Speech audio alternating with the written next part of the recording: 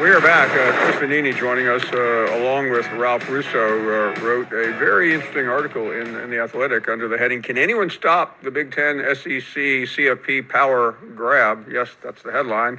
Don't count on courts, politicians, or ESPN. Chris was covering the meeting last week. Chris, thank you for joining us. So give us your view. Obviously, we have a pretty good idea what it is, but you talked to a number of the key players. You were covering it in Dallas last week. What do you make out of it all?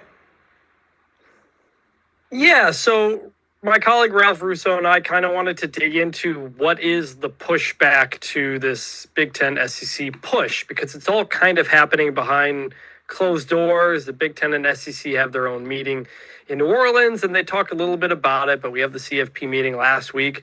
Greg Sankey and Tony Petitti don't talk to the media when they come out of the room. Some other commissioners did. And there's kind of a growing sense or a growing feeling, or at least narrative out there, that the SEC and Big Ten can do whatever they want for the college football playoff in 2026 and beyond, whether that's expanding to 14 teams, doing the auto bids, whatever, that they get to do whatever they want. So Ralph and I decided to kind of ask some people, is this really how this is going to go, or are there ways, other levers people can pull, or what is the state of that? Because nobody's really saying anything publicly about the future of the college football playoff in 2 years from now. So we decided to ask around, and there is several spots people feel like could be holdups. Politicians could keep an eye on it. There could be some threats of legal action potentially if some state attorney general, gets upset about something. So it's still very early in this process, but we are getting closer and closer to when a decision needs to be made. And the commissioners are going to need to start talking more and more in depth about what the playoff is going to look like. Well, some of the people that you spoke to, quite a few of the people you spoke to outside of those two leagues were incredibly critical. It's wrong and it's pre-rigged, said one. It flies in the face of earning your way into the championship field. Many of your colleagues in the media have said similar things. Just give us a sample of the tone and tenor, because it's one thing to read a comment. It's another thing to hear it. Yeah, there's very much a uncertainty about what it's going to be, because as we mentioned in the story, the ACC and the Big 12, it might benefit them to have two automatic spots moving forward. The Big 12 only got one this year. The ACC only got two at the last minute. Otherwise, it would have only had one. And as my colleague Stuart Mandel has written and shown, most years the Big 10 and the SEC are going to get the majority of the bids anyway. But the feeling is the reason you would set up the playoff that way, if you're the Big 10 or the SEC, is you can set up a play-in tournament to the playoff within your conference, create some extra games, some extra inventory, and sell that off to somebody to make some more money. So that's why it's kind of like a 2 or 3 step process. The goal to expanding the playoff is not just about getting more SEC and Big Ten teams, and it might not even get more in. It's those other parts that the ACC, the Big 12 might not be able to do. And it's just really hard to explain to fans. I mean, I used a quote from you in the story. You were on Get Up a couple weeks ago saying that none of your callers were really interested in the idea, the feeling that you stack the deck before the season, knowing that the SEC is going to get more automatic bids than the ACC no matter what happens. I think that's something that's very difficult to explain to normal fans, because nothing else in American sports does that. Every NCAA-sponsored sport, every championship the NCAA runs, every conference gets one automatic bid. That's it. That's what basketball is. That's what baseball is. That's what all these other things are. The CFP is not part of the NCAA. They can kind of do their own thing separately. So that's where kind of the situation comes in. The idea that a certain conference would get more spots no matter what than another conference is a pretty tough pill for everybody to swallow. And at least so far, they don't want to swallow it yet. Chris, if so many people are against it seems like a lot of people are, how are the SEC and the Big Ten, according to what you have reported and learned, going to get away with it, or are they?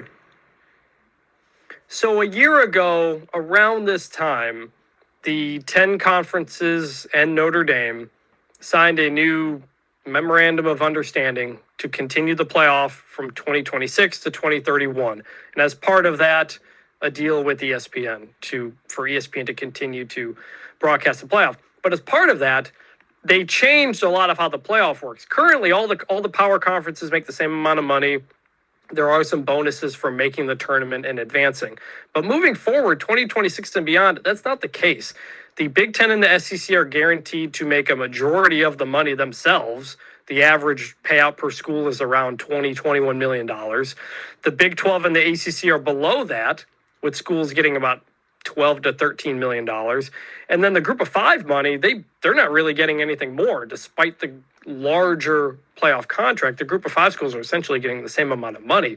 But the Big Ten and the SEC have the leverage and the power to say, like, look, maybe we go and make our own playoff and we don't need you guys. And so eventually everybody came to an agreement to give the Big Ten and the SEC more guaranteed money, no matter who makes the field. And the Big Ten and the SEC have the power to set the playoff how they would like it. Currently, every change that needs to be made needs unanimous votes from everybody. That won't be the case for 2026 and onward. How much power the Big Ten and SEC have, it's not totally clear yet. If they want to do something, but 8 other conferences say no, is that enough to outweigh it? Nobody's really saying, and it's not even clear if it's been totally finalized yet. So the conferences are still kind of working that out. But the SEC and the Big Ten, well, the majority of the money and the majority of the power to set the playoff how they would like it, 2026 and beyond. I mean, it would be an extraordinary moment, Chris, if the SEC and the Big Ten said, you know what, we'll take our ball and go somewhere else. I realize that's not the genesis of this story, but it could be one of the effects of it. How would that happen? Well, it won't happen because they have signed the playoff deal for 2031. But that is the thing that's kind of floating over everything. Call it a breakaway, call it a super league, call it whatever you want. That continues to be what is kind of hovering above everything and has been since realignment started 3 years ago with Texas and Oklahoma, followed by USC and UCLA. It's very clear things are consolidating in the Big Ten and the SEC. At what point are they so much bigger, so much stronger, so much more valuable that they either do their own thing or bend everybody at their will? And to this point, it's more the latter, where they're kind of staying within the system but getting more and more power to do so. Even Charlie Baker, the NCAA president, has been pretty open to being like, FBS, Power 4, like, you guys want to make your own rules? Like, that's okay. I mean, there has been talk of a governance change within NCAA, potentially the Power 4 get more control over other tournaments within the NCAA, like basketball and whatnot. These are the things that are being discussed because those conferences at the top are so much bigger, more cachet, more money than everybody else that they don't really want to follow the same rules as everybody else, and understandably so in many cases. So football-wise, it's Big Ten and SEC, and the ACC and Big 12 and Group of Five are just trying to hold on. Chris, what is the most likely setup, first for 25, which is still undetermined, and then ultimately for the new contract in 26? For 25, which is this year, currently the playoff is set to be the same it was this year. 12, the 4 auto buys, and what it is. But they have discussed maybe changing the seeding up, where you just go the top 4 seeds, the top 4 ranked teams are the top 4 seeds, and you don't get an automatic bye if you win your conference championship if you're one of the top 4. But if you're the ACC or the Big 12, the Group of 5, why would you give that up? So what they're talking about is potentially some sort of financial package where if you win your conference, you get the money as if you got the bye, but maybe you don't get the bye. Because it did make the playoff a little bit wonky this year. However, if you do just straight seeding, that would have had 2 SEC teams, 2 Big Ten teams. What's the point of playing the conference championship at that point? And it opens the door to Notre Dame potentially getting a first-round bye without playing in a conference, which I think would upset some people. So that's still on the table. They need unanimous vote for that. 26 and beyond, at the moment, I mean, we don't know where it's going to go, but the push is for the 4-4-2-2-1-1 model, where it's 4 and 4 for the Big Ten SEC, 2 and 2 for the Big 12 ACC, 1 for the Group of 5, and 1 for Notre Dame or an at-large.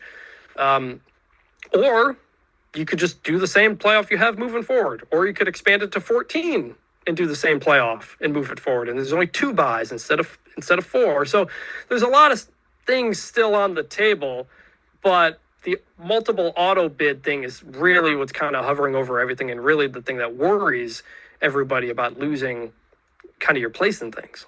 Great stuff.